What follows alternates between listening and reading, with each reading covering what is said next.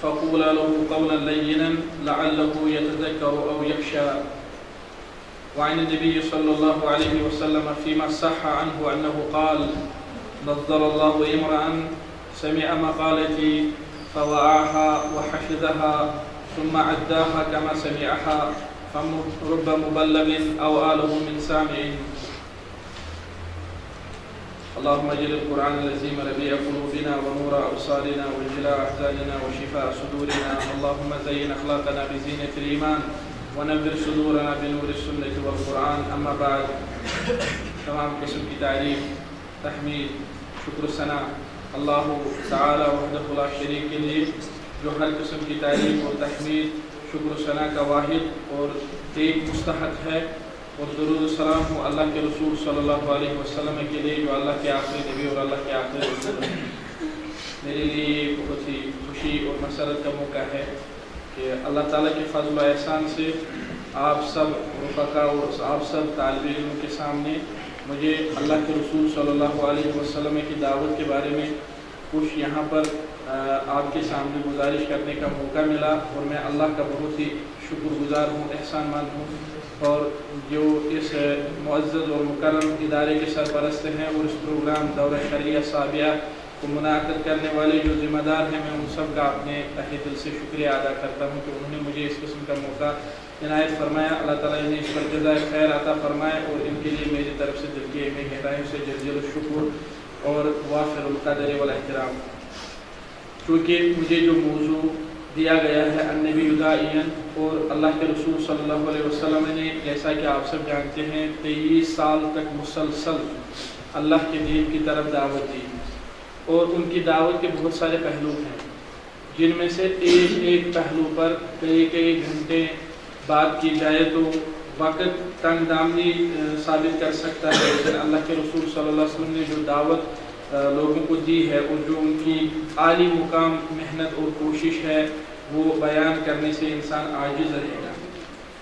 لہذا ہم نے اس محاضرت کے لیے من اسالیب الدعوہ النبویہ، یعنی نبی کریم صلی اللہ علیہ وسلم کے دعوت کے اصول، اور اسے بھی ہم کسی حد تک آپ کے لیے مفید اور معنی خیز بنانے کے لیے کسی حد تک اپنے کشمیری سماج کے مطابق بنائیں گے، اور آپ کے سامنے جو بات رکھیں گے وہ کسی حد تک ہمارے یہاں کے واقعہ کے تعلق اور واقعہ کے حوالے سے ہوگی، اور اس میں جو احادیث بیان کیے جائیں گے اور جو آیات یہاں پر آپ کے سامنے رکھی جائیں گی، ظاہر ہے کہ وہ اللہ کے رسول صلی اللہ علیہ وسلم کی دعوت اور ان کی جو سیرت مبارکہ ہے اور ان کی دعوت کا جو عملی میدان تھا اس کے ساتھ 100% تعلق رکھتی ہے وہ آیات اور وہ احادیث، کیونکہ اللہ کے رسول صلی اللہ علیہ وسلم آیات پر عمل کرتے تھے اور احادیث جو انہوں نے بیان کی ہیں وہ سب سے پہلے خود ان پر عمل پیرا تھے۔ لہذا سب سے پہلے موضوع کو شروع کرتے ہوئے اپنے اس موضوع کے شرح مفردات عنوان ہے من اسالیب الدعوہ النبویہ، اور اسالیب جو سب سے پہلا لفظ اس میں ہے، اسالیب اس کا مفرد اسلوب ہے اور اس کی جمع اسالیب ہے۔ اسالیب یا اسلوب کس چیز کو کہتے ہیں؟ یہ کسی بھی طریقہ، کسی بھی راستہ اور کسی بھی راہ راست یا کسی بھی مذہب یا کسی بھی آپ سوچ لیجئے کہ طرز فکر کو اختیار کرنے کو اسلوب کہتے ہیں، اور اسی کے معنی میں لغتاً فن بھی ہے، اور لغتاً کہا جاتا ہے اخذ فلان فی اسالیب من القول اے افانین منہ۔ لسان العرب، صاحب لسان العرب بیان کرتے ہیں ابن منظور کہ اگر یہ کہا جائے کہ فلاں شخص نے اسالیب من القول اختیار کیے، یعنی مراد ہوگا افانین منہ، یعنی فن۔ لہذا لغتاً اسلوب بمعنی فن اور اسالیب بمعنی افانین، اور اصطلاحاً اس کی بہت ساری تعریفیں علماء نے بیان کی ہیں، اور سب سے مناسب اور سب سے مختصر تعریف جو ہے وہ یہ ہے الاسلوب یا الاسالیب کلمات مناسبہ فی مواضع مناسبہ، مناسب باتیں مناسب موقع محل پر یہ بیان کرنا اسے اسلوب کہتے ہیں۔ یا ایک اور اس سے مختصر یا اس سے مناسب ملتی جلتی تعریف ہے هو الفن البیانی الذي غایته قوة الاداء مع الصحة والسمو التعبیر مع الدقة وابداء الصورة وجمالها، یعنی اسلوب یا اساليب کا معنی ہے فن بیانی، کسی کے سامنے بات کرنے کا فن، اور اس کا مقصد یہ ہوتا ہے کہ بات صحیح ڈھنگ سے کی جائے اور تعبیر بہت ہی اعلیٰ اور اونچا ہو، اور اسی طرح جو کلمات ہوں ان کی شکل و صورت اور ان کی خوبصورتی بہت ہی مانی ہوئی ہو، معترف بھی ہو، لیکن اس کے ساتھ ساتھ ادا کرنے میں ایک خاصی طاقت ہو، قوت الادا، ادا کرنے میں ایک خاصی طاقت ہو، ادائیگی کی ایک خاص پہچان ہو، طاقت ہو، اور مع الصحہ والسمو بالتعبیر۔ یہ اس کی علماء کرام نے اصطلاحی تعریف بیان کی ہے اسلوب کی، لہذا ہم نے جو بات یہاں پر اخذ کی وہ یہ ہے کہ اسلوب کس چیز کو کہتے ہیں یا اسالیب کسے کہتے ہیں۔ دعوت میں اسلوب یا دعوت میں اسالیب جو اسلوب کی جمع ہے، اس کا معنی یہ ہے کہ صحیح سلامتی سے اپنی بات اپنے مدعو تک پہنچائی جائے اور اسے راہ راست کی آسان الفاظ میں ایسے طریقے سے رہنمائی کی جائے جسے وہ سمجھ سکتا ہو۔ اور یقیناً اللہ کے رسول صلی اللہ علیہ وسلم نے یہ چیز اپنی زندگی میں ادا فرمائی ہے، انہوں نے اپنی امت کی صحیح اعتبار سے، صحیح ڈھنگ سے، آسان الفاظ سے رہنمائی کی، یہاں تک کہ عرب ان کی باتیں سن کر، ان کی احادیث مبارکہ اور ان کا کلام سن کر بہت ہی تعجب میں رہے، اور بہت ہی بڑے جو ارباب القول اور فہول البیان، یعنی بہت ہی جو ان میں فصاحت اور بلاغت کے وہ تھے، ماہر تھے، وہ اللہ کے رسول صلی اللہ علیہ وسلم کے کلام کی فصاحت اور اس کا حسن سیاق، اس کی شہادت دیتے تھے۔ جیسا کہ ولید نے ایک دن بنی مخزوم سے کہا، ولید بن مغیرہ نے کہا واللہ لقد سمعت من محمد صلی اللہ علیہ وسلم کلاما عارفا ما هو من كلام الانس ولا من كلام الجن ان له لحلاوه وان عليه لطلاوه وان اعلاه لمثمر وان اسفله لمغدق وانه يؤلي وما يؤلى۔ اس کا مطلب یہ ہے کہ انہوں نے کہا کہ یقیناً اللہ کی قسم میں نے نبی محمد صلی اللہ علیہ وسلم سے ایسی بات سنی کہ جو کسی انسان کی بات نہیں ہے اور نہ وہ کسی جن کا کلام ہے، یقیناً وہ بہت ہی میٹھا ہے اور یقیناً وہ بہت ہی مثمر یعنی نفع بخش، ثمر بخش ہے، پھل آور ہے، اور یقیناً وہ کلام جب انسان سنتا ہے وہی غالب آتا ہے اور اس پر کوئی چیز غالب نہیں آتی۔ ابن ہشام نے اس واقعہ کو بیان کیا ہے۔ لہذا اسلوب، اور اس کے بعد الدعوہ، اسلوب الدعوہ یا اسالیب الدعوہ، دعوت سے ہماری مراد یہاں پر الدعوہ الی اللہ، جیسا کہ اللہ تعالیٰ نے فرمایا قل ھذہ سبیلی ادعو الی اللہ علی بصیرۃ انا ومن اتبعنی۔ اور دعوت الی اللہ سے مقصد یہ ہے کہ اللہ کے دین کی طرف دعوت، اللہ کا دین جو کہ دین اسلام ہے، جیسا کہ اللہ تعالیٰ نے فرمایا ان الدین عند اللہ الاسلام، جسے محمد صلی اللہ علیہ وسلم اپنے رب کی طرف سے لے کر آئے، اور اللہ کے رسول صلی اللہ علیہ وسلم نے اپنے رب کے اس دین کو بہت ہی اچھے انداز سے پہنچایا، بہت ہی اچھے اسلوب سے پہنچایا، یہاں تک کہ اللہ تعالیٰ نے جو ذمہ داری انہیں عطا فرمائی تھی یا ایھا النبی انا ارسلناک شاہدا ومبشرا ونذیرا وداعیا الی اللہ باذنہ وسراجا منیرا، تو اللہ کے رسول صلی اللہ علیہ وسلم نے اس کی حق ادائی کی، اور حجۃ الوداع کے موقع پر لوگوں نے شہادت دی اور یہ اعتراف کیا قد بلغت وادیت الامانۃ ونصحت الامہ۔ لہٰذا یہ دو چیزیں ہم نے ذکر کی مفردات و عنوان کے تحت، اسلوب کسے کہتے ہیں اور دعوت کسے کہتے ہیں۔ لہٰذا اسلوب و دعوت جب اسے ملائیں گے یہ ایک ترکیب اضافی بنتی ہے، مضاف مضاف الیہ، دعوت کے اسالیب، دعوت کے طریقے، یعنی اللہ تعالیٰ کے دین کی طرف بلانے اور لوگوں کو اس کی طرف رہنمائی کرنے کے کیا طریقے ہونے چاہیے۔ اور اسالیب الدعوہ نبویہ کا مطلب یہ ہے کہ نبی صلی اللہ علیہ وسلم نے لوگوں کو اللہ تعالیٰ کے دین کی طرف کس ڈھنگ اور کس انداز اور کس طریقے سے بلایا۔ یہ جو دعوت الی اللہ کا کام ہے یہ سب سے اعلیٰ اور سب سے اشرف کام ہے، سب سے اعظم کام ہے۔ اس کی کئی وجوہات ہیں، چونکہ آپ لوگ داعی ہیں لہذا آپ کو یہ معلوم ہونا چاہیے کہ دعوت الی اللہ کی فضیلت کیا ہے۔ اس کی کئی وجوہات ہیں کہ دعوت سب سے اعلیٰ اور سب سے افضل کام کیوں ہے، کیونکہ سب سے پہلی بات یہ ہے کہ یہ ایمان کی طرف بلاتی ہے۔ یہ دعوت الی اللہ جو ہے یہ ایک ایسا کام ہے لوگوں کو اس کام کے ذریعے سے انسان ایمان کی طرف بلاتا ہے۔ اللہ تعالیٰ کا فرمان ہے وما لکم لا تؤمنون باللہ والرسول یدعوکم لتؤمنوا بربکم، تمہیں کیا ہوا کہ تم اپنے اللہ پر ایمان نہیں لاتے حالانکہ رسول تمہیں اس طرف بلاتا ہے کہ اپنے رب پر ایمان لاؤ۔ دوسری وجہ یہ ہے کہ یہ صحیح راستے اور صراط مستقیم کی طرف دعوت ہے، جیسا اللہ تعالیٰ نے فرمایا ہے ادعو الی سبیل ربک بالحکمہ والموعظۃ الحسنہ، تو یہاں پر اللہ تعالیٰ نے اس سبیل کو اپنی طرف منسوب فرما کر فرمایا سبیل ربک، اپنے رب کے راستے کی طرف، اور یہ بات بالکل واضح ہے کہ اللہ تعالیٰ تک جو راستہ جاتا ہے وہ بالکل صراط مستقیم ہے، صحیح راستہ ہے۔ اور اسی طرح اللہ تعالیٰ نے فرمایا وَإِنَّكَ لَتَدْعُوهُمْ إِلَىٰ صِرَاطٍ مُسْتَقِيمٍ. تیسری وجہ یہ ہے کہ یہ انسان کو زندگی بخشنے والی دعوت ہے. اللہ تعالیٰ کا فرمان ہے یا ایھا الذین آمنوا استجیبوا للہ وللرسول اذا دعاکم لما یحییکم.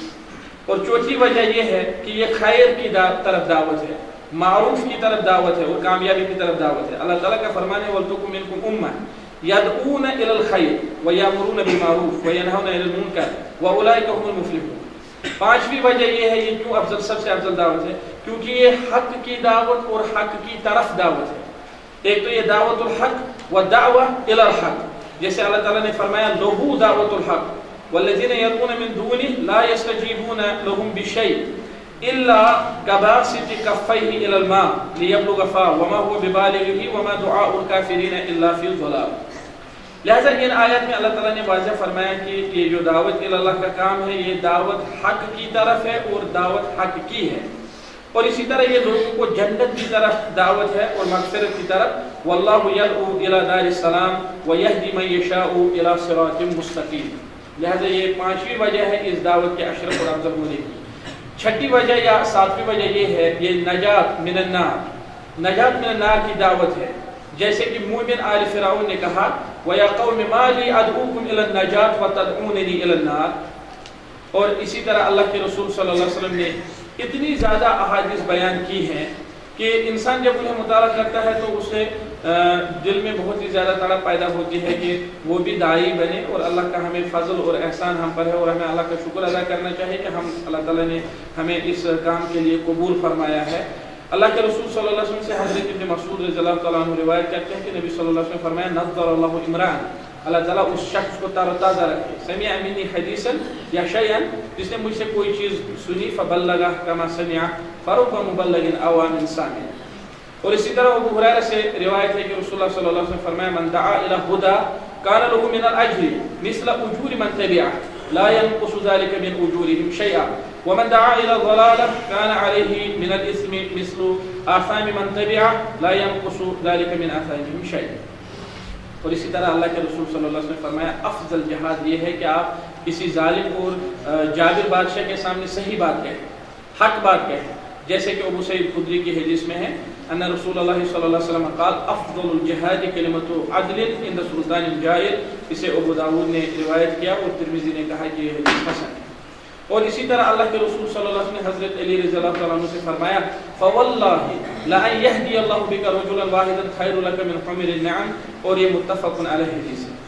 لہٰذا اللہ تعالیٰ نے اس امت کو جو خیر امت قرار دیا اس کی ایک وجہ دعوت ہے. کنتم خیر امت اخرجت للناس تأمرون بالمعروف وتنہون عن المنکر. اور اسی طرح اللہ تعالیٰ نے فرمایا ومن احسن قولا ممن دعا الى الله وعمل صالحا وقال انني من المسلمين. لہذا یہ نصوص سن کر ہمیں یہ معلوم ہونا چاہیے کہ دعوت کا کیا حکم ہے. دعوت کے بارے میں جو احادیث اور جو نصوص ہیں کتاب و سنت کے اور علماء کے جو اقوال ہیں ان سے معلوم ہوتا ہے کہ دعوت اللہ تعالیٰ کے دین کی طرف دعوت دینا یہ واجب ہے, فرض کفایہ ہے. اور اللہ تعالیٰ نے فرمایا وَلْتَکُن مِنکم أُمَّةٌ يَدْعُونَ إِلَى الْخَيْرِ. اسی طرح ادعو إِلَى سَبِيلِ رَبِّكَ. اور علماء نے صراحت کے ساتھ بیان کیا کہ یہ فرض کفایہ ہے, بالخصوص ان علاقوں میں ان شہروں میں جہاں دعوت کا کام کوئی نہ کر رہا ہو وہاں جس شخص کے پاس علم ہو تو اس پر یہ فرض ہے. اس کے بعد دعوت کا حکم جاننے کے بعد, دعوت کی فضیلت جاننے کے بعد دعوت کے اسالیب جو ہمارا عنوان ہے اور جو ہمارا رسول موضوع ہے وہ ہے اسالیب الدعوہ النبوی, نبی کریم صلی اللہ علیہ وسلم کی دعوت کے اسالیب. اس میں سب سے پہلا اسلوب اور سب سے شروع جس سے داعی کرے وہ یہ ہے اسلوب التعلیم والتبصیر بالحکمہ, جسے اللہ تعالیٰ نے شروع کیا ہے. اور رسول اللہ صلی اللہ علیہ وسلم کی یہ عادت مبارکہ ہے. انہوں نے ایک بار فرمایا نبدأ بما بدأ اللہ بہ, ہم اسی چیز سے شروع کریں گے جس سے اللہ تعالیٰ نے شروع کیا ہے. اللہ تعالیٰ نے کہاں سے شروع فرمایا ان الصفا والمروہ من شعائر اللہ. تو اللہ کے رسول صلی اللہ علیہ وسلم جب سعی کرنے آئے تو انہوں نے فرمایا نبدأ بما بدأ اللہ منہ. تو ہم بھی یہاں پر اسی چیز سے شروع کریں گے جس سے اللہ تعالیٰ نے شروع کیا ہے. ادعو الی سبیل ربک بالحکمہ والموعظہ الحسنہ. حکمہ جو ہے یہ دراصل اسلوب التعلیم والتبصیر بالحکمہ, کیونکہ یہ دین اسلام علم سے ہی شروع ہوا ہے. اور سب سے پہلی آیت جو نازل ہوئی اقرأ بسم ربک الذی خلق, خلق الانسان من علق اقرأ وربک الاکرم الذی علم بالقلم علم الانسان ما لم یعلم. یہ 5 آیات ہیں تقریباً سورہ قلم کی جو سب سے پہلے نازل ہوئی اور ان میں تعلیم سکھانے اور سیکھنے کی وہ ترغیب وغیرہ ہے.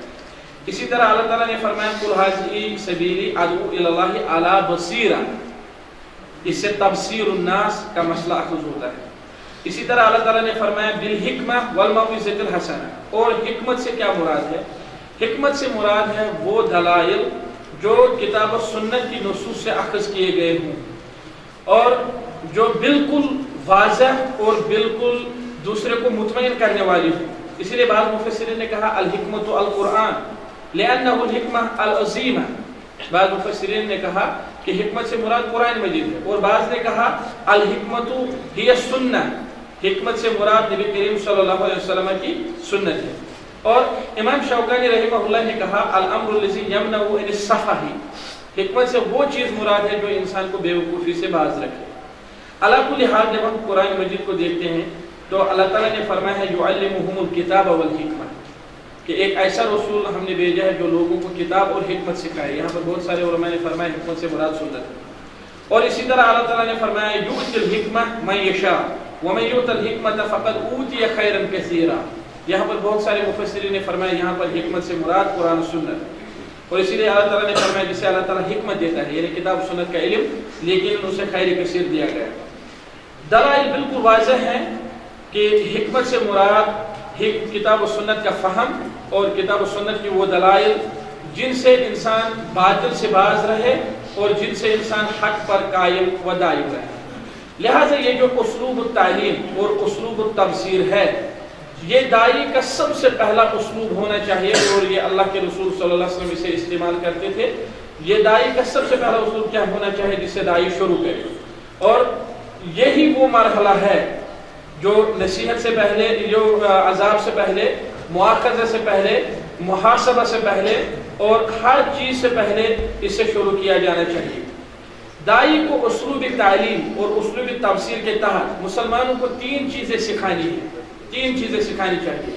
نمبر 1 توحید، تعلیم المسلمین التوحید و تبصیرهم باہمیتہ، لوگوں کو توحید سکھائیں اور اس کی اہمیت انہیں دلائیں.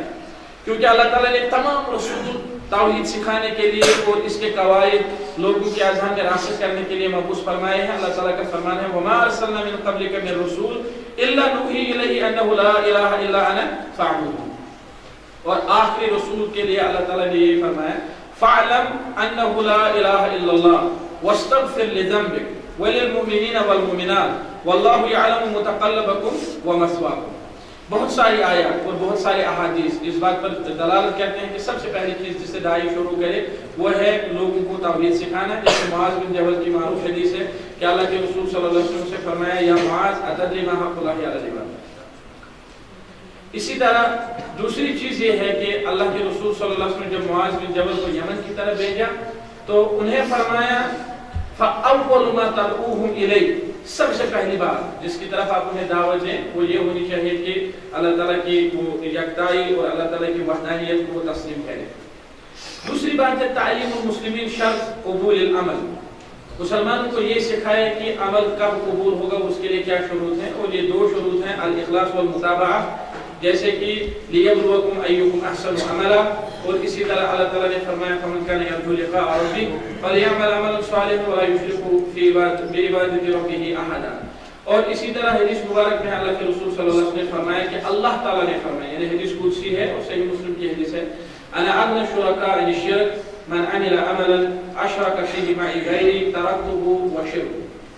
تیسری چیز یہ سکھانی چاہیے لوگوں کو کہ نجات اور کامیابی کا دار و مدار اللہ کے فضل اور احسان پر ہے. اللہ تعالیٰ چاہے تو وہ اپنے فضل اور احسان سے اپنے بندے کو ایسے راستے پر چلا سکتا ہے جس سے وہ جنت کا مستحق ہو، اور اللہ تعالیٰ کی اگر مرضی نہ ہو تو دوسرا یا کوئی اور بالعکس نتیجہ نکل سکتا ہے. اللہ کے رسول صلی اللہ علیہ وسلم فرمایا لن ينجي احد منهم عمل، آپ میں سے کسی کو کبھی بھی کسی بھی صورت میں اپنا عمل کامیاب نہیں کرے گا. تو صحابہ نے تعجب سے پوچھا ولا انت یا رسول اللہ، کہ اللہ کے رسول صلی اللہ علیہ وسلم کیا آپ بھی اپنے عمل سے کامیاب نہیں ہوں گے؟ تو انہوں نے فرمایا ولا انا، اور حدیث صحیح بخاری کے اندر ہے. ابن حجر رحمہ اللہ نے فرمایا اس حدیث سے ہم نے یہ سمجھا کہ عامل کو اپنے عمل پر بھروسہ کر کے اسی پر نہیں لگنا چاہیے. تو یہاں تک ایک اسلوب ہے، اسلوب التعلیم والتبصیر بالحکمہ والموعظۃ الحسنہ، اچھی بات کے ذریعے سے، دلائل کے ذریعے سے اور بہت ہی اچھے اسلوب کے ذریعے سے علم سکھایا جائے، لوگوں کو توحید اور لوگوں کو دوسری چیز جو اس کے ساتھ میں نے بیان کی وہ یہ ہے کہ شرط قبول العمل، اور تیسری چیز کہ کوئی بھی شخص اپنے اعمال کو دیکھ کر تکبر کا شکار نہ ہو جائے. یہ تین چیزیں سکھائی جائیں. دوسری چیز ہے اسلوب الوعظ والتذکیر. اسے اللہ کے رسول صلی اللہ علیہ وسلم نے تقریباً اپنی زندگی میں سب سے زیادہ استعمال کیا ہے اس اسلوب کو. یہ اسلوب الوعظ والتذکیر، لوگوں کو نصیحت کی جائے، واعظ و تبلیغ کیا جائے، چاہے وہ جمعہ کے روز کا خطبہ ہو، چاہے وہ عیدین کا خطبہ ہو، چاہے وہ خسوف کے موقع پر کا خطبہ ہو جو کہ مصنون خطبے ہیں، یا اسی طرح چاہے کسی اور محفل میں خطبہ، مثلا آدمی خطبہ سنائے لوگوں کو، یا کسی اور محفل میں جا کر انہیں واعظ و نصیحت کرے، کسی اور موقع پر کھڑے ہو کر لوگوں کے سامنے چند کلمات بیان کرے.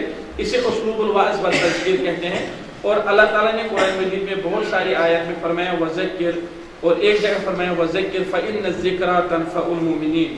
تذکیر کا بہت سی آیات میں تذکرہ ہے، لیکن اس اسلوب میں دو چیزیں بہت ہی بنیادی ہیں، بہت ہی خاص ہیں، جن کی طرف ایک داعی کا خیال رہنا چاہیے اور جن کی طرف ایک داعی کو خیال رکھنا ہے.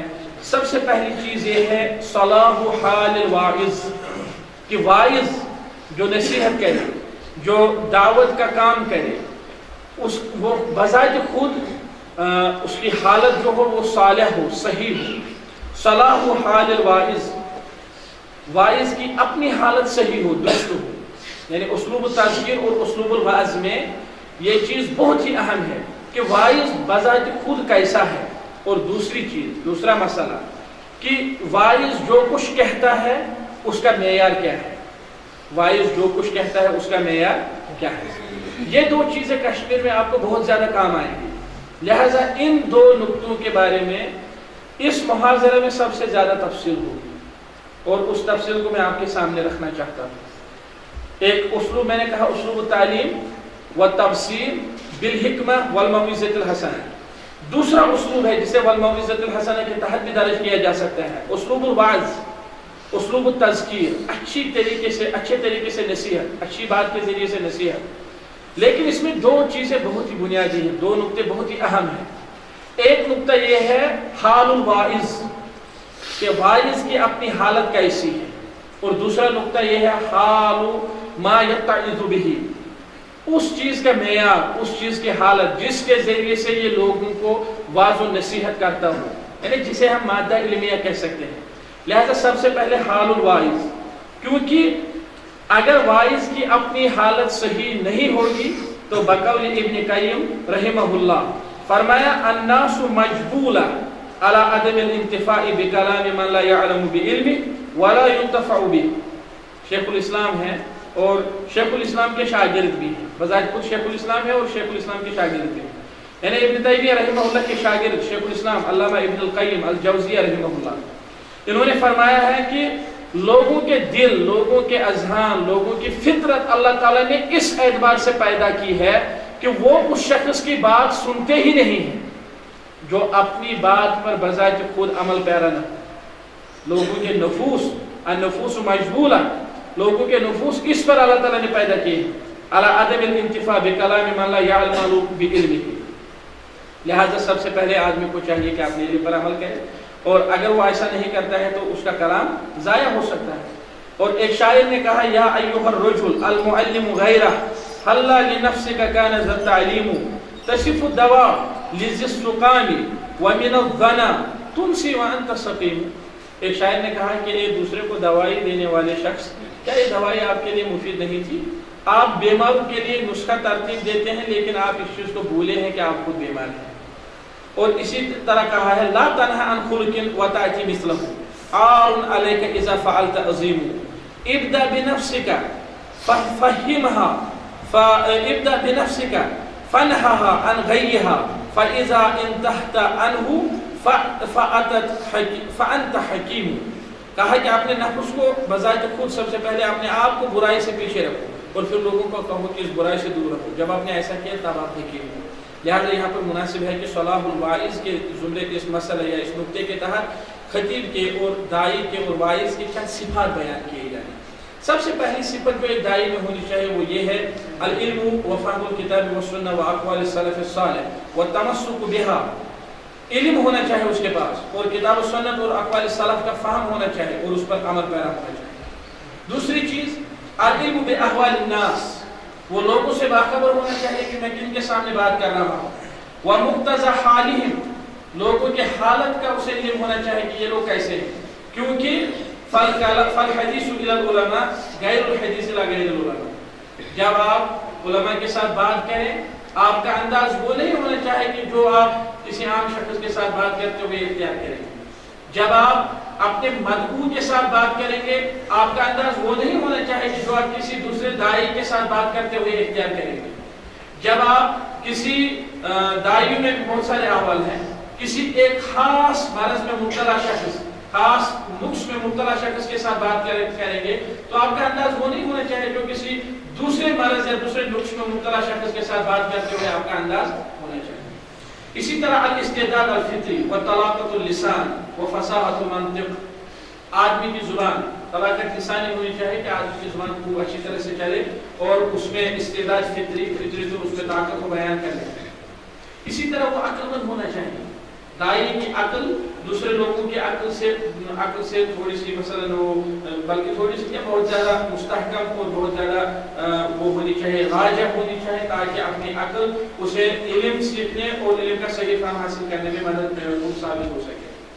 اسی طرح داعی کا مخلص ہونا اور لوگوں کے ہدایت پر حریص ہونا اور اس بات پر حریص ہونا کہ لوگ اللہ کے عذاب سے آزاد ہو جائیں، یہ بہت ضروری ہے. اسی طرح اپنی باتوں پر یا اپنے آپ پر بیجا خوش ہونے، تکبر کرنے، دکھاوا کرنے، ریاکاری سے داعی کا دور ہونا بہت ہی ضروری ہے.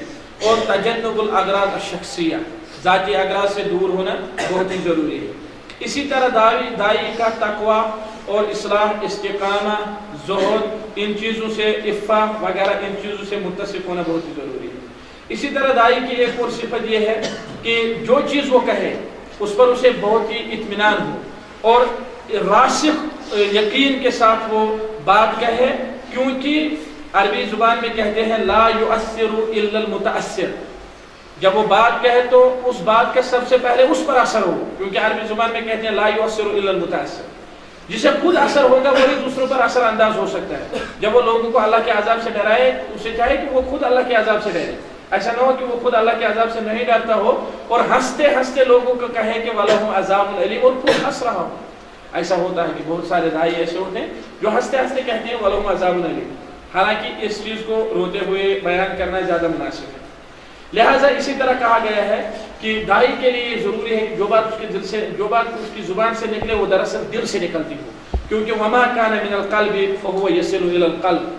عربی زبان میں کہتے ہیں جو چیز دل سے نکلتی ہو وہ آگے بھی جو صاحب اسے سنے گا اس کے دل میں اترتی ہے.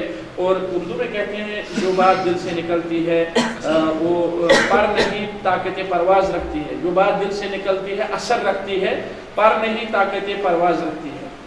اسی طرح داعی کا نرمی، حکمت، عدم الاندفاع اور اسی طرح اچھے سلوک اور اسی طرح رفق، ان چیزوں سے متصف ہونا بہت ہی ضروری ہے. مجھے امید ہے کہ یہ ساری چیزیں آپ نے سنی ہوگی لیکن میں صرف اعادہ کر رہا ہوں. اسی طرح داعی کا حسن المظہر، اچھے کپڑوں میں آئے، اچھے وضاقت میں آئے اور بہترین حیت میں آئے اور حرکات اس کی منضبط ہوں. وہ ایسی حرکتیں خطبے کے دوران، دعوت کے دوران، کام کے دوران ایسی حرکتیں ہرگز نہ کرے جن سے اس کا وزن کم ہو جائے یا اس کی بات کا وزن کم ہو جائے. مثلا داعی دعوت دیتا ہو اور وہ اپنی دعوت میں کثرت سے حرکتیں کرتا ہو کہ لوگ اس کی حرکتوں سے پریشان ہو جائیں اور وہ خود کیا کہہ رہا ہے لوگوں کو وہ سننے کا موقع نہ ملے. یا اگر داعش رکھا گیا، اسٹیج رکھا گیا یہاں سے یہاں تک، یہاں پر مائک ہے تو داعی پہلے یہاں گھومے پھر یہاں گھومے پھر ادھر گھومے پھر ادھر گھومے، کسی مثلا وہ آدم کا خیال نہ رکھے، یہ چیز داعی کے اندر معیوب ہے. اسی طرح داعی بالخصوص عوامی مقامات پر جو ہے حسن المظہر کے ساتھ والحیاء اور اچھی حیت کے ساتھ آئے، عطر لگا کر آئے۔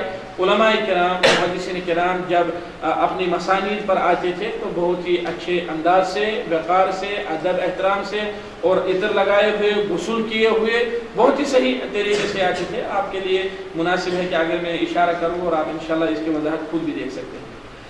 اور ایک اور چیز یہ ہے کہ اب دوسری چیز جو ہے وہ ہے، یہ ہم نے سن لیا کہ داعی کیسا ہونا چاہیے، حال الواعظ، کیونکہ یہ اسلوب الواعظ ہے، اس میں حال الواعظ بہت ہی اہم ہے۔ دوسرا، جس چیز کے ذریعے سے آپ لوگوں کو نصیحت کر رہے ہیں، یعنی آپ کا وہ مادہ علمیہ، اس کے کچھ قواعد و ضوابط ہیں۔ سب سے پہلا قاعدہ یہ ہے حسن اختیار الموضوع۔ آپ جو موضوع اختیار کریں دعوت کے لیے، اس میں موضوع کا اختیار کرنا سب سے کٹھن مرحلہ ہے دعوت میں، سب سے کٹھن مرحلہ۔ ابھی آپ یہاں آئے یا کسی اور جگہ پر گئے دعوت کے لیے، آپ کو مغرب سے عشاء تک کا ٹائم دیا جاتا ہے یا آپ کو ظہر سے عصر تک اس درمیان کوئی ٹائم دیا جاتا ہے، تو حسن اختیار الموضوع، سب سے کٹھن مرحلہ یہ ہے کہ آپ کون سا موضوع اختیار کریں گے، اور موضوع کیا ہونا چاہیے، وہ سب سے بہترین ہونا چاہیے اور وہ لوگوں کی حالت کے مطابق ہونا چاہیے۔ اس میں حالات و واقعات کو مد نظر رکھنا، لوگوں کے معیار کو مد نظر رکھنا اور وقت کو مد نظر رکھنا، یہ سب چیزیں ضروری ہیں۔ کیونکہ اگر آپ حالات و واقعات کو مد نظر نہیں رکھیں گے تو آپ ایسی غلطی کر سکتے ہیں جیسی اس صاحب نے کی جس نے تقریباً محرم، صفر، ربیع الاول، ربیع الثانی، ربیع الاول اور ربیع الثانی کے موقع میں ایک صاحب نے حج کے عنوان پر خطبے بیان کیے۔ یہ مناسب موقع تھا اس کے لیے، آپ بتائیں، تاکہ جو لوگ باتیں کر رہے ہیں وہ میری طرف متوجہ ہو۔ ربیع الاول اور ربیع الثانی میں یا رمضان مکمل ہونے کے بعد کوئی خطیب روزوں کے احکام بیان کر رہا ہے، کہیں پر کسی کو دعوت ہے مغرب سے عشاء تک، تو وہاں پر رمضان ختم ہونے کے بعد شوال یا ذوالقعدہ یا ذوالحجہ کے مہینے میں وہ وہاں پر ماہ رمضان کے احکام بیان کر رہا ہے۔ یہ صحیح ہے یا مناسب، یہ نامناسب ہے یا مناسب ہے؟ نامناسب ہے۔ الحمدللہ کہ آپ کی زبان سے بھی تھوڑا سا نکلا۔ اسی طرح لوگوں کی حالت کی مراعات، کہ میرے سامنے کیسے لوگ ہیں۔ اگر آپ کسی اسکول میں جا رہے ہیں، وہ پرائمری اسکول ہے، آپ کو وہاں پر دعوت کا کام کرنا ہے، آدھے گھنٹے کے لیے بولنا ہے، تو یقین مانیے کہ آپ وہ تیاری کر کے نہ جائیں جو آپ اس وقت کریں گے جب آپ کو یونیورسٹی میں جانا ہوگا یا جب آپ کو کالج میں جانا ہوگا۔ اگر آپ پرائمری اسکول میں، ہائی اسکول میں، ہائر سیکنڈری میں جا کر وہ باتیں کہیں گے جو آپ کو کالج لیول یا یونیورسٹی لیول میں کہنی تھی، تو یقین مانیے کہ آپ کی دعوت کامیابی کے بجائے دوسرا وہ جو ہے راستہ دیکھ سکتی ہے۔ اور اس میں معروف اور مشہور حدیث ہے، لوگوں کے اذہان اور ان کی عقول کے مطابق بات کرنی چاہیے۔ اس حدیث کو میں تھوڑا سا آگے بیان کرتا ہوں ایک مثال کے ساتھ۔ اور دوسری چیز جو ہے حسن اختیار الموضوع کے بعد اہمیت الاعداد المتقن من حیث المضمون والشکل۔ انسان کو چاہیے کہ وہ اپنے مضمون کو اچھی طرح سے اور بہت ہی صحیح ڈھنگ کے ساتھ تیار کرے، اور اس میں کتنی چیزوں کا خیال رکھنا ہے۔ نمبر ایک، جس موضوع کو آپ بیان کرنا چاہتے ہیں اسے خوب اچھی طرح سے پڑھیں، 4-5 کتابیں اٹھائیں۔ اگر یہ موضوع حدیث کے ساتھ تعلق رکھتا ہے تو احادیث کی کتابیں اور شروحات، فقہ کے ساتھ تعلق رکھتا ہے تو کتب الفقہ اور شروحات، ادب کے ساتھ تعلق رکھتا ہے کتب الادب اور ان کے شروحات۔ جس موضوع کے ساتھ، جس علم کے اقسام میں سے جس قسم کے ساتھ تعلق رکھتا ہو، عقیدے کے ساتھ تعلق رکھتا ہو تو کتب العقائد، ان کے شروحات وہ آپ دیکھ لیں اور اپنے موضوع کو خوب اچھی طرح سے پہلے ایک بار ترکیز کے ساتھ پڑھیں۔ اور دوسری چیز، اپنے موضوع میں آیات قرآنیہ، احادیث نبویہ، اقوال سلف اور موجودہ جو امثال وغیرہ ہوں ان کے ذریعے سے استدلال کریں۔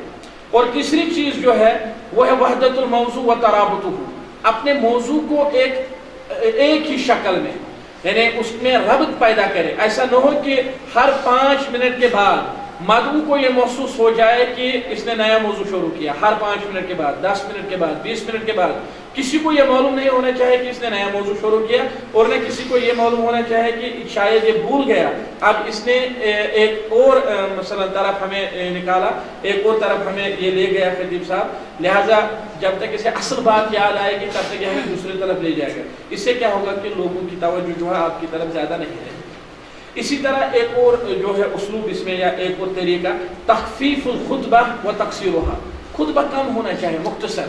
اللہ کے رسول صلی اللہ علیہ وسلم کا یہی طریقہ تھا، یہی اسلوب تھا.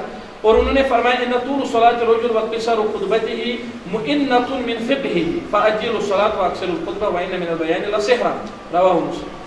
اسی طرح خطیب کو یا داعی کو اپنی استعداد کی مراعات کرنی ہے کہ داعی کس قسم کا مواد یا کس قسم کا مضمون تیار کر سکتا ہے، اسی کو اختیار کرنا چاہیے. ایسا نہ ہو کہ داعی کی سطح ایک ہو اور موضوع اس کی سطح سے بہت ہی زیادہ اونچا ہو. میں آپ کو مثال دیتا ہوں. ایک بار ایک صاحب کو اس پر بولنا تھا، عالمگیریت، گلوبلائزیشن پر بولنا تھا. 4 بجے اسے ٹائم دیا گیا تھا کہ بھائی آپ کو 4 بجے یا اسی کے قریب آپ کو اس پر بولنا ہے، اور 35 یا اس کے قریب کچھ منٹ دیے گئے تھے اسے، یہ ٹائم ہے. تو وہ تقریباً 3 بجے ایک صاحب سے پوچھ رہے تھے کہ مجھے بتائیں عالمگیریت کس کو کہتے ہیں، عالمگیریت کس کو کہتے ہیں، ذرا مجھے بتائیے. اصل میں یہ چیز تھی کہ یہ موضوع ان کے مستوی سے بہت ہی اونچا تھا. جب انہیں کہا گیا تھا کہ آپ عالمگیریت پر بات کریں گے تو انہیں صاف انکار کر دینا چاہیے تھا کہ میری یہ صلاحیت نہیں ہے، میں اسے اختیار نہیں کر سکتا ہوں، میرے پاس وقت نہیں ہے، میں اس پر تیاری نہیں کر سکتا ہوں، یا مجھے اس میں کوئی میں نے اس پر کبھی بولا نہیں ہے. ایسا ہو کہ میں پہلے 2-3 مرتبہ اس پر بولوں گا، پھر جا کر کسی بڑی مجلس میں اس موضوع کو اختیار کروں گا. اور نتیجہ اس کی دعوت کا، جو اس نے دعوت دی، اس کا نتیجہ کیا ہونا چاہیے تھا، یہ سب آپ انشاءاللہ تعالی سمجھ لیں گے. مراعات قدرت الناس علی الفہم، لوگوں کی قدرت کہ لوگ کتنا سمجھ سکتے ہیں اور کیا سمجھ سکتے ہیں، اس کی مراعات کرنا. یہ میں نے آپ سے پہلے بھی بتایا، اور اللہ کے رسول صلی اللہ علیہ وسلم سے حضرت علی بن ابی طالب رضی اللہ تعالیٰ عنہ روایت کرتے ہیں حدثوا الناس بما يعرفون اتحبون ان يكذب الله ورسوله، رواه البخاری. لوگوں کو وہی بات بتاؤ جسے وہ جانتے ہو، کہ آپ چاہتے ہو کہ اللہ اور اس کے رسول کی تکذیب کی جائے. اور اس پر مجھے ایک مثال یاد آتی ہے. شیخ صالح اول المغامسی قباء کی مسجد کے امام تھے، اور اللہ تعالیٰ بہتر جانتا ہے آج ہیں یا نہیں ہیں. شیخ صالح اول مغامسی، ان کا ایک درس میں سن رہا تھا 2 دن پہلے، اور ان کا درس ہے اور اس کے 3 مجموعے ہیں قبصات قرآنیہ کے نام سے اور یا کسی اور نام سے. انہوں نے کہا کہ ہمارے نجد سے 2 آدمی ہندوستان گئے تھے بہت پہلے، جب سعودی عرب میں بھی گاڑیاں نہیں آئی تھی، تو 2 آدمی نجد سعودی عرب ہندوستان گئے تھے علاج کے لیے بمبئی. تو وہاں انہوں نے گاڑی دیکھی اور وہ گاڑی میں سوار ہوئے. کہا جب وہ دونوں آدمی واپس آ گئے تو عرب کے یعنی نجد کے کچھ لوگ، ارد گرد کے لوگ جمع ہوئے، رشتہ دار جمع ہوئے. انہوں نے ان کے لیے بھیڑ بکری ذبح کی، انہیں دعوت دی، پھر پوچھا اچھا آپ نے وہاں ہندوستان میں کیا دیکھا. جیسے یہاں بھی ہوتا ہے، کوئی آدمی آج اگر حج پر جائے گا تو لوگ کیا کرتے ہیں، جب وہ واپس آتے ہیں تو ہم کہتے ہیں اچھا آپ نے کیا دیکھا، کیا کیا، وہ سب. کہا کہ وہ 2 تھے، ایک چھوٹا تھا بھتیجا یا بھانجا، دوسرا وہ بڑا تھا. تو چھوٹے نے کہا رائنا الحدید یمشی، آپ سب الحمدللہ عربی جانتے ہیں. چھوٹے نے کہا کہ ہم نے ہندوستان میں کیا دیکھا، لوہے کو چلتے ہوئے دیکھا. اور کہا ورکبنا علیہ فمشینا علی الحدید، ہم بھی لوہے پر سوار ہوئے تو ہم لوہا ہمیں لے کر چلا. تو کہا لوگ بہت حیران رہ گئے. انہوں نے بڑے سے پوچھا رائتم الحدید یمشی، آپ لوگوں نے دیکھا کہ لوہا چل رہا ہے؟ تو بڑے نے دیکھا ان کی حالت تبدیل ہوئی تو اس نے کہا ہمارا آئینہ شاید ہم نے نہیں دیکھا. تو پھر انہوں نے اس چھوٹے کو بہت بے عزتی کہا تضحک علی الرجال، آپ ان بڑے لوگوں پر وہ مذاق کرتے ہیں ان کے ساتھ وغیرہ. کہا جب وہ لوگ چلے گئے تو چھوٹے نے بڑے کو کہا اقسمک باللہ اناشدک باللہ، میں آپ کو اللہ کی قسم دیتا ہوں، کیا آپ سچ بتاؤ ہمارا آئینہ الحدید یمشی، کیا ہم نے نہیں دیکھا کہ لوہا چل رہا تھا؟ اس نے کہا بلا رائنا ورکبنا، ہم نے دیکھا، ہم اس پر سوار بھی ہوئے. لیکن کیا آپ نے یہ حدیث نہیں سنی کہ لوگوں کو وہی بات کہنی چاہیے جسے وہ سمجھ سکتے ہو؟ کیا آپ نے یہ حدیث نہیں سنی، لوگوں کو وہی بات کہنی چاہیے جسے وہ سمجھ سکتے ہو؟ اگر لوگوں کو آپ وہ بات کہیں گے جسے وہ سمجھ نہ سکیں گے تو وہ اتریدون ان یکذب اللہ ورسولہ. لہٰذا پھر جب گاڑیاں آئی سعودیہ میں، دنیا میں، تو لوگوں نے دیکھا کہ الحدید یمشی. اللہ کو لحاظ آخری چیز ہے حسن النقد. جب داعی کو نقد کرنا ہو، تنقید کرنی ہو تو بہترین انداز سے کرے. اس میں سب سے پہلی بات ہے اخلاص، کیونکہ شعیب علیہ السلام نے کہا تھا ان اريد الا الاصلاح ما استطعت وما توفيقي الا بالله عليه توکلت والیہ انیب. اور دوسری چیز ہے جب آپ تنقید کریں گے کسی پر دعوت میں تو آپ کسی چیز کو لے کر کریں. مثلا آپ کہیں گے کہ لوگ شراب پی رہے ہیں، لوگ وہ کر رہے ہیں، تو آپ کو کسی معین شخص کا نام نہیں لینا ہے. آپ کو کہنا ہے جیسے اللہ کے رسول صلی اللہ علیہ وسلم کا اسلوب تھا ما بال اقوام یفعلون کذا وکذا. اور دوسری بات یہ ہے آپ کو سب سے پہلے اس بارے میں یقین سے جانکاری ہونی چاہیے. التأکد من صحت الخبر، آپ کو یقین ہونا چاہیے، تاکید ہونا چاہیے کہ جو خبر مجھ تک پہنچی ہے وہ صحیح ہے. کہ فلاں شخص نے شراب پیا ہے لہٰذا آپ آئیں گے اور امر بالمعروف کے جذبے کے تحت آپ کہیں گے ما بال الناس، لوگوں کو کیا ہوا کہ لوگ ایسا کرتے ہیں ویسا کرتے ہیں، لیکن کسی کا نام نہیں لیں گے۔ اور دوسری بات یہ ہے کہ آپ جب کسی چیز کے بارے میں تنقید کریں گے تو آپ کو اس چیز کا حکم معلوم ہونا چاہے من حیث الحلۃ والحرمہ، کہ یہ چیز حلال ہے شریعت میں یا یہ چیز حرام ہے۔ ایسا نہ ہو کہ آپ لوگوں کو کسی چیز سے منع کریں اور بعد میں آپ کو پتہ چلے کہ یہ منع نہیں۔ ایسا نہ ہو کہ آپ لوگوں کو کسی چیز کا آپ لوگوں کو حکم کرے اور بعد میں آپ کو پتہ چلے کہ یہ حرام تھا۔ اس سے کیا نقصان ہوگا؟ اس سے آپ کی دعوت کا فیلڈ خراب ہوگا اور لوگ سمجھیں گے کہ آپ کے پاس علم شرعی وافر مقدار میں نہیں ہے، لہذا لوگ آپ پر سے اعتماد وہ جو ہے لوگوں کا ختم ہو جائے گا اور آپ کو دعوت کے نقصان میں ناکامی کا منہ دیکھنا پڑے گا۔ اسی طرح موازنہ بین الامور المتقابلہ، دو ایک جیسی چیزوں کے درمیان موازنہ کرنا، وہ ترغیب و ترہیب کے اسلوب میں انشاءاللہ تعالی میں دوبارہ اسے ذکر کروں گا۔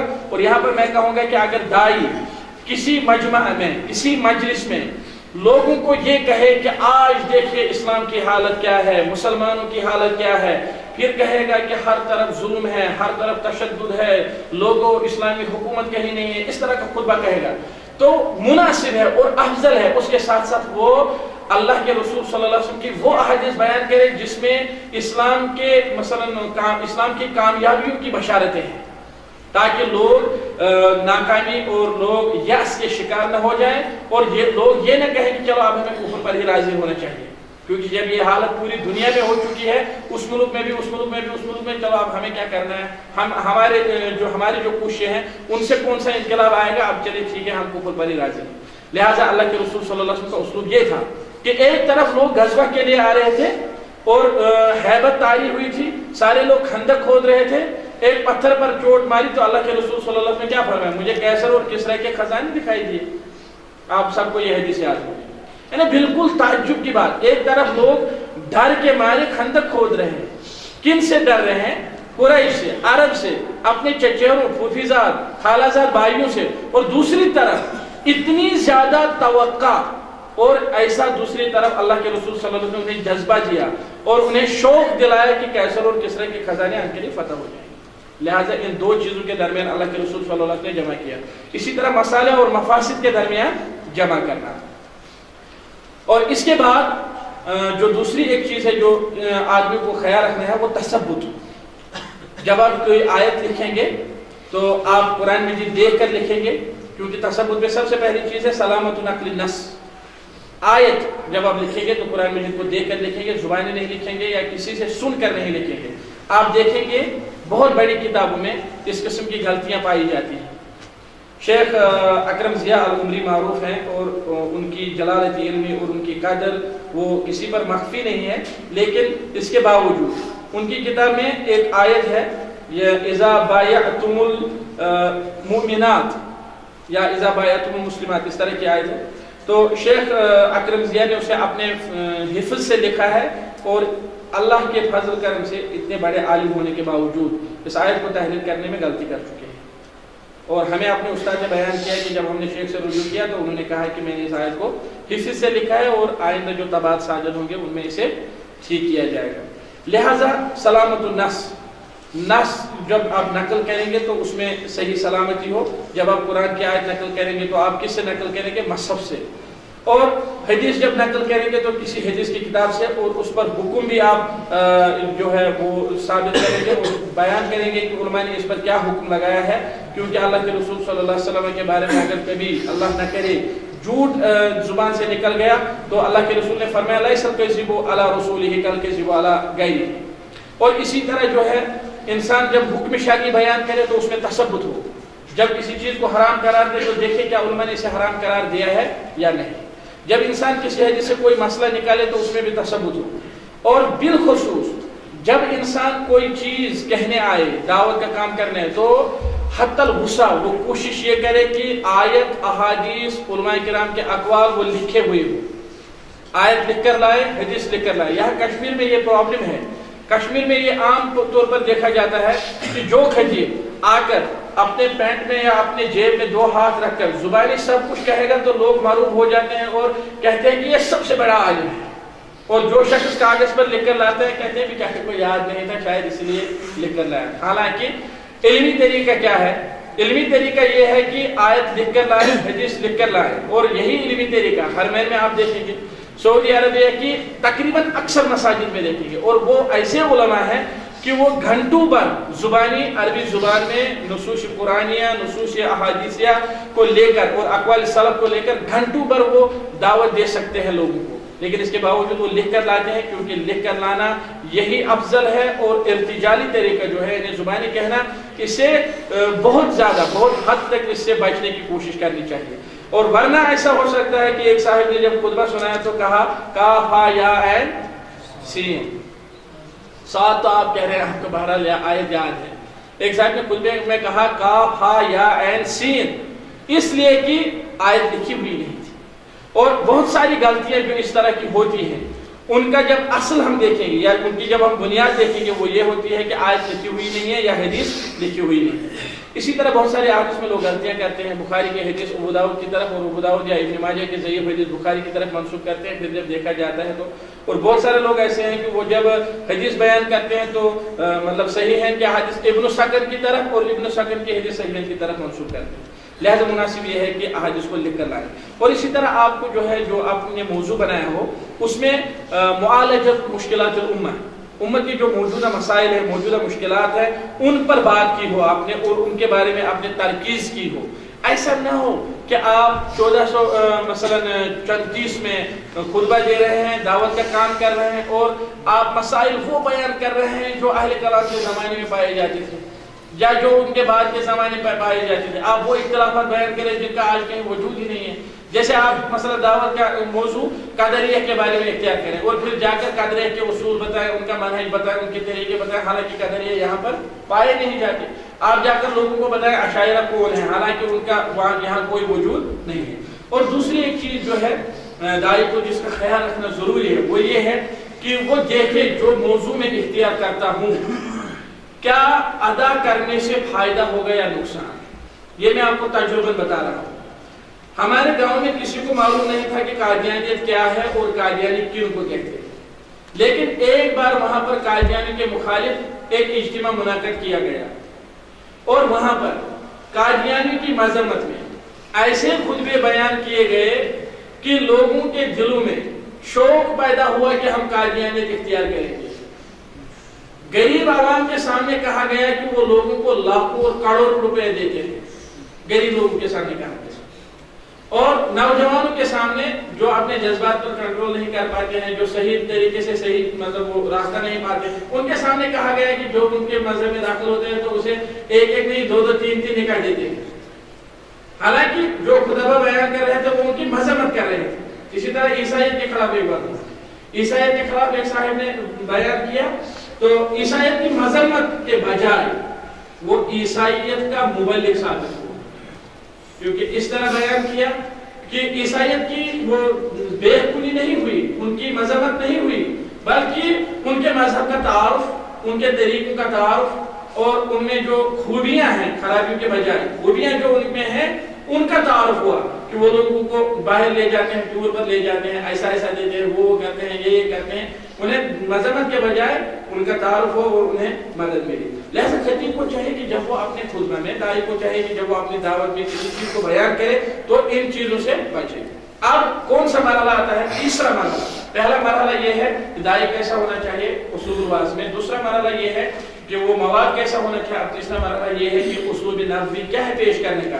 سب سے پہلا جو طریقہ ہے وہ یہ ہے کہ خطبے سے پہلے سلام کہے، پھر حمد و ثنا اور درود اور شہادتین بیان کرے، اور اس کے بعد تقوی کی وصیت لوگوں کو کرے، اور یہی اللہ کے رسول صلی اللہ علیہ وسلم ہر خطبہ میں کرتے تھے، اور قرآن مجید کی کچھ آیات پڑھے، اگر چاہے تو سورہ کاف تلاوت کر سکتا ہے، اس کے بعد مادہ علمیہ بیان کرے، اور اسی طریقے سے جو ہم نے پہلے بیان کیا، اس کے بعد مسلمانوں اور مسلمان عورتوں، مرد عورت سب لوگوں کے لیے دعا کرے، مسلمان بادشاہوں کے لیے دعا کرے، اور اس کے بعد جو ہے بہت ساری اخطاء ہیں جن میں خطیب مثلا ملوث ہوتا ہے، ان میں سے دو تین چیزیں میں بیان کروں گا۔ بعض خطبہ کلام میں لحن کرتے ہیں، لحن سے انسان بچے۔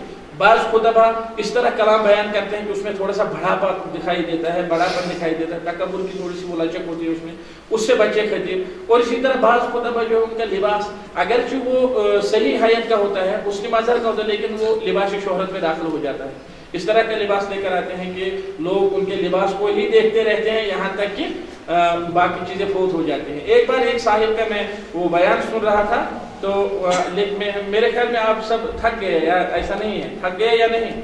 اللہ کا شکر کیجئے کہ صرف 2 ورق باقی ہیں. ایک صاحب بیان کر رہے تھے, انہوں نے کہا مجھے فلاں کا خطبہ بہت زیادہ پسند آتا ہے. جب ان سے کہا گیا کیوں تو کہا وہ بہت ہی اچھے کپڑے پہن کر آتے ہیں. تو وجہ یہ کہ ان کا مواد علمی سنے کس طرف اس کا جان تھا کہ کپڑوں کی طرف. ایک صاحب نے بیان کیا, وہ پاکستان کے ہیں, انہوں نے وہاں سے کسی جگہ پر انہوں نے دعوت کا کام کیا ہے, خطبہ دیا ہے. تو انہوں نے یہ چیز ذکر کی ہے کہ ایک صاحب کہہ رہے تھے مجھے فلاں کا خطبہ بہت زیادہ پسند ہے. جب ان سے کہا گیا کیوں تو انہوں نے کہا کہ وہ بہت اچھا سرما لگاتے ہیں. یعنی کبھی دائی ایسی حرکت نہ کرے کہ لوگ اس کی حرکتوں, لوگ اس کے لباس, وضاقتہ یا لحن یا ان چیزوں کی طرف اتنا زیادہ متوجہ ہو جائیں کہ اصل مقصد پورا ہو جائے. کیونکہ دعوت اللہ کا اصل مقصد اور جو اس کی دعوت کا جو اصل جو اس کا ہدف ہے وہ کیا ہے؟ لوگوں کو تقویٰ کی وصیت کرنا, لوگوں کے دلوں میں اصول دین کو راسخ کرنا, ایمان کو اجاگر کرنا, اور اسی طرح لوگوں کے دلوں میں اللہ کے مبعوث کیے ہوئے رسول صلی اللہ علیہ وسلم کی محبت پیدا کرنا, اور اس کا لازمی نتیجہ ہوگا رسول اللہ صلی اللہ علیہ وسلم کی اطاعت کرنا. لہذا اس سے معاشرے میں جو مختلف چیزیں پائی جاتی ہیں, برائیاں پائی جاتی ہیں, وہ سب ختم ہو جائیں گی. لہذا داعی کو چاہیے کہ وہ ان چیزوں کا خیال رکھے. اب تیسرا اسلوب ہے اسلوب الترغیب و ترہیب. ابھی تک ہم نے کہا پہلا اسلوب التعلیم, دوسرا کہا اسلوب الواعظ. اور اسلوب الواعظ میں 2 چیزیں اہم تھی, واعظ کی حالت اور مادہ علمیہ کا معیار. یہ دونوں چیزیں آ گئی. اب ہے اسلوب الترغیب و ترہیب. اللہ کے رسول صلی اللہ علیہ وسلم اس چیز کو استعمال کیا کرتے تھے, اور اللہ تعالیٰ نے قرآن مجید میں اسے ایک ہی جگہ بیان کیا ہے. اسلوب الترغیب و ترہیب کے 2-3 طریقے ہیں. نمبر 1 کہ ایک ہی جگہ ترغیب بھی بیان کی جائے, ترہیب بھی. نمبر 2 کہ کبھی ترغیب بیان کی جائے اور کبھی ترغیب بیان کی جائے. قرآن مجید میں فرمایا ان اللہ یدخل الذین آمنوا وعملوا الصالحات جنات تجری من تحتها الانہار. یہ ترغیب ہے کہ اللہ تعالیٰ ایمان والوں کو ایسے جنتوں میں داخل کرے گا جن کے نیچے نہریں بہتی ہوں. اس کے بعد فوراً اللہ تعالیٰ نے اسی آیت میں فرمایا والذین کفروا یتمتعون ویأکلون کما تأکل الانعام